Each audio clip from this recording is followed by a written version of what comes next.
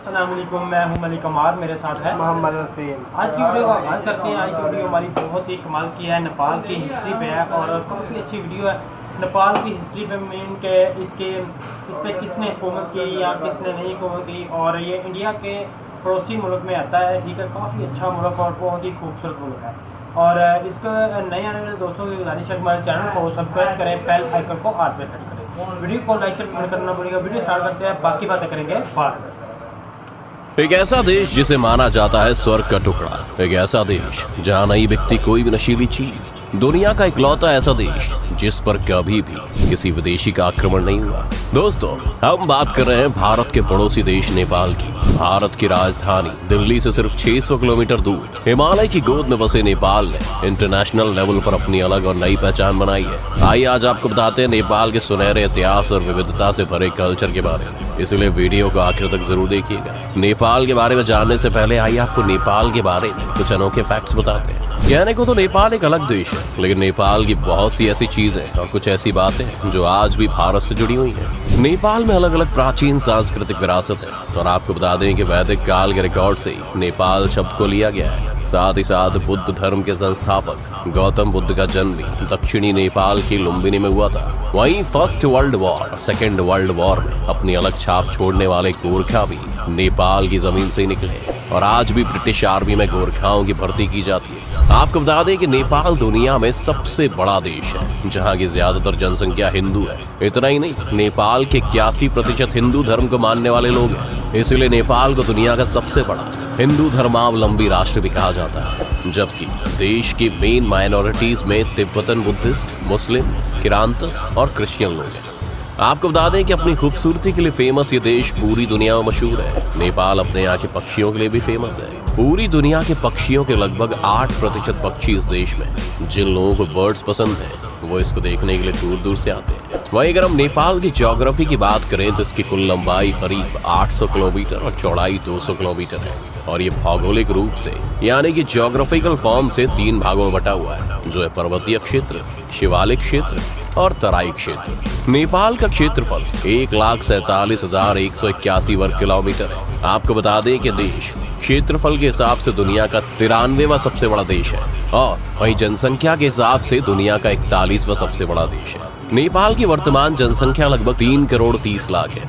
नेपाल की राज्य भाषा नेपाली है और यहाँ के लोगों को भी नेपाली कहा जाता है। नेपाल की राजधानी काठमांडू है। नेपाल के नए संविधान के मुताबिक नेपाल को 7 राज्यों में बांटा गया है। इन सभी राज्यों को मिलाकर पूरे देश में कुल 77 जिले हैं। नेपाल देश की संस्कृति तिब्बत एवं भारत से काफी मिलती जुलती है। नेपाल में नेपाली भाषा को छोड़कर मुख्य रूप से 6 भाषाएं और बोली जाती हैं, जो कि गुरुंग, तामांग, नेपा भाषा नेवा, गोरखाली, किराती और मगर है। तो ये तो थे नेपाल से जुड़े कुछ फैक्ट्स। आइए बात करते हैं नेपाल के इतिहास के बारे में।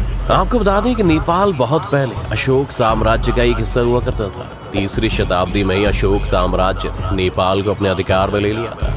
इसके बाद 4वीं शताब्दी में नेपाल राज्य ने समुद्रगुप्त की सत्ता को स्वीकार कर लिया और फिर 7वीं शताब्दी में नेपाल पर अपना अधिकार जमाने के लिए तिब्बत ने हमला कर दिया और नेपाल पर अपना अधिकार जमा लिया। इन सभी हमलों के बाद नेपाल के आंतरिक संघर्ष यानी कि बहुत से इंटरनल कॉन्फ्लिक्ट्स हुए, जिसके कारण नेपाल में स्थितियां बहुत ज्यादा खराब होने लगी और 11वीं शताब्दी आते आते नेपाल में ठाकुरी वंश के राजाओं ने अपना अधिकार जमा लिया। इन सभी के बाद नेपाल में मल्ल वंश का उदय हुआ। नेपाल में मल्ल वंश के सबसे प्रसिद्ध शासक यक्षमल्ल ने लगभग 1428 ईस्वी से लेकर 1475 ईस्वी तक राज किया। इसके बाद आपको बता दें कि प्रसिद्ध शासक यक्षमल्ल ने मरने से पहले ही राज्य का बंटवारा अपने बेटे और बेटियों में कर दिया था। इस बंटवारे की वजह से नेपाल काठमांडू और भात गांव के 2 राइवल स्टेट्स में बंट गया और आपस में ही झगड़े होने लगे। इन झगड़ों का फायदा उठाकर पश्चिमी हिमालय के क्षेत्रों में बसने वाली गोरखा जाति ने 1768 ईस्वी में नेपाल पर अधिकार कर लिया। पश्चिमी हिमालय के गोरखाओं ने अपनी मिलिट्री पावर को डेवलप किया और नेपाल को एक पावरफुल किंगडम के रूप में बदल दिया। 19वीं शताब्दी आते आते गोरखाओं ने अपने राज्य की दक्षिणी सीमा को बढ़ाकर